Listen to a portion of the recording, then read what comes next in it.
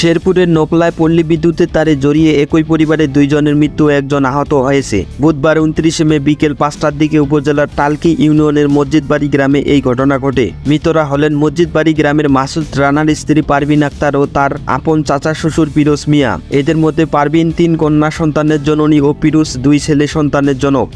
পারভিন পেশায় গৃহিণী ও পিরোজ পেশায় কৃষক ছিলেন। ওই ঘটনায় পিরোজ মিয়ার ছেলে রোপন মিয়া সামান্য আহত হয়েছে। পুলিশ ও স্থানীয় সূত্রে জানা যায়, ঘূর্ণিঝড় রিমালের কারণে বিদ্যুৎ লাইন ক্ষতিগ্রস্ত হয়ে গত সোমবার রাত থেকে পুরো নোকলা উপজেলা বিদ্যুৎ বিচ্ছিন্ন হয়ে পড়ে। এর মধ্যে পিডিবি পরের দিন মঙ্গলবার সন্ধ্যার দিকে বিদ্যুৎ সরবরাহ স্বাভাবিক করতে পারলেও পল্লী বিদ্যুৎ সংযোগ চালু করে বুধবার বিকেল 5টার দিকে। সংযোগ চালু করার সাথে সাথে বৈদ্যুতিক খুঁটির সাথে থাকা পারভিনের ঘরের সার্ভিস তার ফায়ারিং হয়ে মিটার থেকে বিচ্ছিন্ন হয়ে পারভিনের শরীরে ছিটকে পড়ে। এতে পারভিন বিদ্যুতের তারে জড়িয়ে পড়লে তাকে বাঁচাতে চাচা শ্বশুর পিরোজ এগিয়ে আসে। তখন সেও বিদ্যুতের তারে জড়িয়ে যায়। পিরোজকে বাঁচাতে তার ছেলে রুকন এগিয়ে এলে সে সামান্য আহত হয়। পরে এলাকাবাসী পারভিন ও পিরোজকে উদ্ধার করে গুরুতর অবস্থায় নোকলা উপজেলা স্বাস্থ্য কমপ্লেক্সে নিয়ে গেলে কর্তব্যরত চিকিৎসক তাদেরকে মৃত ঘোষণা করেন। নোকলা থানার ভারপ্রাপ্ত কর্মকর্তা আব্দুল কাদের মিয়া ঘটনার সত্যতা নিশ্চিত করে বলেন, খবর পেয়ে ঘটনাস্থল পরিদর্শন করা হয়েছে।